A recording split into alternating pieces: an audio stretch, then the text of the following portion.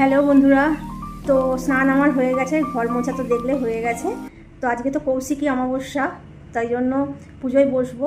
বেশ অনেকক্ষণ ধরেই পুজো হবে, কারণ ঠাকুরের আসনের সব কিছু পাল্টাবো, নতুন কাগজ টাগজ সব পাতবো, নতুন পেপার। তো আর বাইরেটা যেন একদম অন্ধকার করে এসেছে, এক্ষুনি মনে হয় এলো বলে। দেখো তোমাদের দেখাচ্ছি, শুধু দেখবে চলো। মানে ঝড় বৃষ্টি উঠবে এরকম। দেখো ঘরটা দেখো, শুধু কি অন্ধকার হয়ে গেছে, দেখেছো? জানো হচ্ছে রাত্রিবেলা হয়ে গেছে। আমাদের বাইরেটা দেখাই, দাঁড়া। দেখো বন্ধুরা, পুরো অন্ধকার, পুরো অন্ধকার। বৃষ্টিও এসে গেছে, এই সবে নামলো। দেখো শুধু, জানি না ফোনে কতটা বুঝতে পারছো, কিন্তু ভীষণ অন্ধকার করে এসেছে। তো পুজো করতে করতে আমি খুব একটা ভিডিও করা পছন্দ করি না, নাহলে পুজোর দিকে মন থাকে না। তো আগের দিনে শুধু আমার বোন ভিডিও ক্যামেরা ধরে দিয়েছিল, তাই ও করেছে। নাহলে নিজে নিজে ওরকম ক্যামেরা অন করে পুজো করলে কী বলতো, পুজোর দিকে মন থাকে না, ওই ক্যামেরার দিকেই মনটা থাকে। তো পুজোটা করে নিই, তোমাদের সঙ্গে একটু শেয়ার করবো আমার ঠাকুরকে কীরকম সাজিয়েছি। তো চলো দেখতে থাকো। হ্যালো বন্ধুরা, good morning, welcome back to my channel. তো দেখো পিঙ্ক কালারের এখানে একটা পেপার আনা হয়েছে, যেটা ঠাকুরের আসনে পাতবো। নালে কয়েকদিন হয়ে গেছে, বেশ কয়েকদিন হয়ে গেছে, চেঞ্জ করা হয়নি। দেখো, আর ঠাকুর পুরো নামিয়ে, সব কিছু নামিয়েই পরিষ্কার করেই একদম পাতবো। এই যে জুঁই ফুলের মালা, তারপরে দুটো আনা হয়েছে, একটা মাধব বড় ফটো আছে কৃষ্ণের, আর একটা বাবা মার গলায় দেবো। ছোটো মালা হয়েছে, আনা হয়েছে সিংহাসনে ঠাকুরকে দেবো। আর বেলপাতা তো থাকবেই। আর এই দেখো পরিষ্কার করে এগুলো বিছিয়ে নিয়েছি, কি সুন্দর লাগছে না দেখতে বলো। আর এই যে বাবা মা যারা এই পৃথিবীতে নেই, তাদের ফটোতে একটু মালা দেবো। তো মালা দেওয়ার আগে একটু পরিষ্কার করে নিচ্ছি, ঠাকুরকে দেবো আর বাবা মাকে দেবো না। আমাদের সন্তানদের কাছে ভগবান তুললেই হয় বাবা মা। তো এই দেখো ঠাকুরের পুজো আমার হয়ে গেছে। তো এখানে পুরো সাজিয়েছি, বলবে কিন্তু হ্যাঁ কেমন লাগছে সাজানোটা।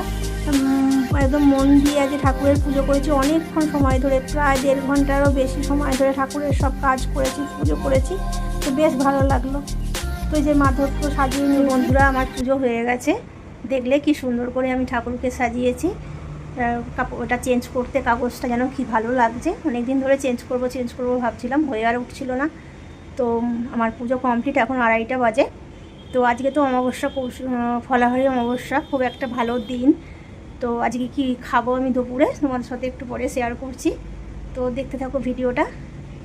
এখন একটু বসি, অনেকক্ষণ ধরে কাজ করছি ঘরের। তো দেখতে থাকো, আসছি।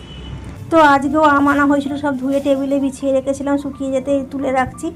তো শুধু ভিডিও করি বলে নয় বন্ধুরা, আমার এমনিও আমি খুব একটা ভেতো বাঙালি নই, আমার ভাত খেতে খুব একটা ভালো লাগে না।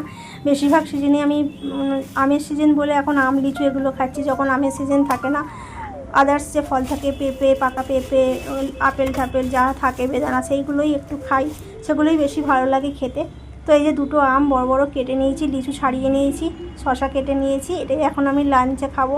এছাড়াও কাস্টার্ড বানিয়ে নিই, কাস্টার্ড বা দুধের যে কোনো জিনিস এইসব বানিয়েই খাই। আমটা দিয়ে আগে স্টার্ট করি। দেখো ওর রঙটা দেখো, লাল একদম। ফ্রিজ থেকে বার করি তো পুরো ঠান্ডা। তো এখন 3টে বাজে,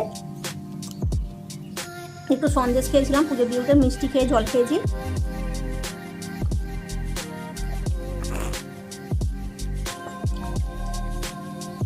লিচু,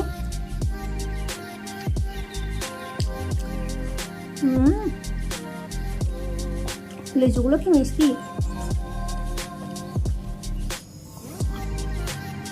দুটো আম বড় বড় খেয়ে নিলে মোটামুটি পেট ভরে যায়। তো ভীষণভাবে খিদে পেয়েছে। দেখো এখানে আলু চচ্চড়ি করতে চলে এলাম। তো 1/2 ঘন্টাও রেস্ট নিই, তাই জন্য খিদে পেয়ে গেছে বলে চলে এলাম। সচরাচর খিদে পায় না, তো আজকে ভাবলাম একটু করেই নিই, 5 ফোড়ন দিয়ে। তো শুকনো লঙ্কা হিং ফোড়ন দিয়ে একটু আলু চচ্চড়ি করে নিচ্ছি।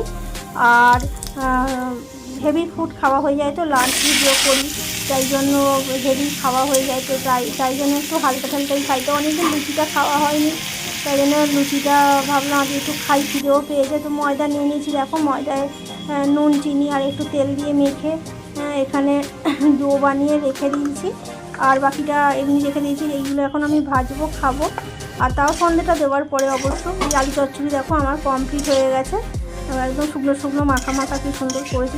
ভালো লাগলে বলবে হ্যাঁ আলু চচ্চড়িটা কেমন হয়েছে, দেখো দেখে কিন্তু জানিও কমেন্টে। তো চলো সন্ধ্যেটা দিই, তোমার সাথে শেয়ার করি। তো সন্ধ্যেটা দেখো এখানে দিয়ে দিচ্ছি। তো ভাবলাম তোমার সাথে একটু শেয়ার করি। প্রদীপ, একটা প্রদীপ ঘরে আর একটা প্রদীপ দরজার মানে সামনেটা দেব, মানে বাইরে যে মেন দরজা, মেন গেট, সেখানে দেব। আমার খুব ভালো লাগে, বিশেষ করে অমাবস্যাতে তিথিতে, প্রতিটা অমাবস্যা তিথিতে এরমভাবে প্রদীপ দিতে আমার খুব ভালো লাগে। তো তোমার সাথে ছোটোর ওপরে একটু শেয়ার করছি, দেখতে থাকো। তো নাইটিটা চেঞ্জ করে গা ধুয়ে নিয়ে বললাম আজকে ফলাহারি অমাবস্যা। তো চলো তোমাদের দেখাই প্রদীপটা আমি কোথায় দিয়েছি। একটা প্রদীপ তো ঠাকুরের কাছে দিয়েছি, আর একটা মাটির প্রদীপ, সেটা আমি অমাবস্যা, ফলাহারি অমাবস্যা, কৌশিকী অমাবস্যা, দীপাবলি সব বাইরে দরজার মানে সামনেটা দিই। তো চলো তোমাদের দেখাচ্ছি।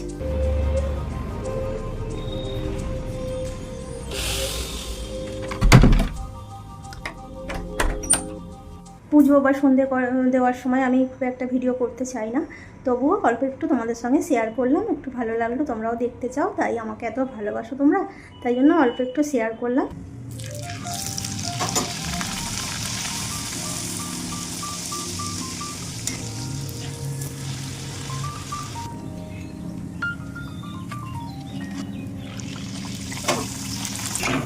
স্বাস্থ্যই সম্পদ বলে একটা কথা আছে। তো প্রপার ঠিকমতো ডায়েটে থাকলে শরীর মন সবই ভালো থাকে। আর শুধু ফিগার বলবো না, ফিগার কনসাস হওয়াটাও খুবই ভালো কথা। তার সাথে শরীরও ভালো থাকে, মনও ভালো থাকে, ভেতর থেকে সুস্থ থাকা যায় প্রপার ডায়েটে থাকলে। যখন খুশি যা ইচ্ছা খেয়ে নিলাম, টাইম মেনটেন করলাম না, একদমই ভালো লাগে না। আজ খেতে পারবো না, তাই জন্য লুচি আর আলু চচ্চড়িটাই ভাবলাম বেটার হবে। আর খেতেও ইচ্ছা করছিল, অনেকদিন লুচি আলু চচ্চড়িটা খাইনি। তো আজকে আলু চচ্চড়িটা একটু অন্যরকমভাবে বানিয়েছি, একটু শুকনো শুকনো, আর চা করে নিয়ে চলে এসেছি। তো চলো খাই। সন্ধ্যাটা অনেকটা উঠতে যাওয়ার পরেই, মানে গড়িয়ে যাওয়ার পরেই তারপরেই নিয়ে বসলাম, মানে সন্ধ্যে দেওয়ার সঙ্গে সঙ্গে তো খেতে নেই। দেখো দারুণ হয়েছে, হবে হয়তো মানে জানি না।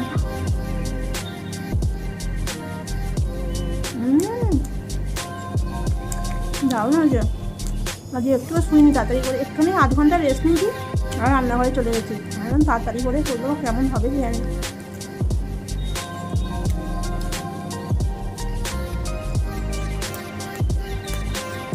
আর চাটা খাচ্ছি কেন, মাথাটা ভীষণ যন্ত্রণা হচ্ছে। সকাল থেকে একদম রেস্ট পাইনি তো, টানা সংসারের পেছনে ঘরের পেছনে খেতে যাচ্ছি।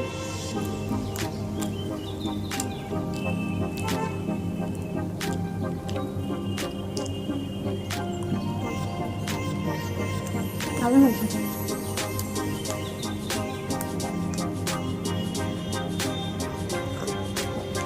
এখনও ময়দা মাখা রয়েছে, রাতে যদি কেউ খাবে পরে ভাজবো। থাক।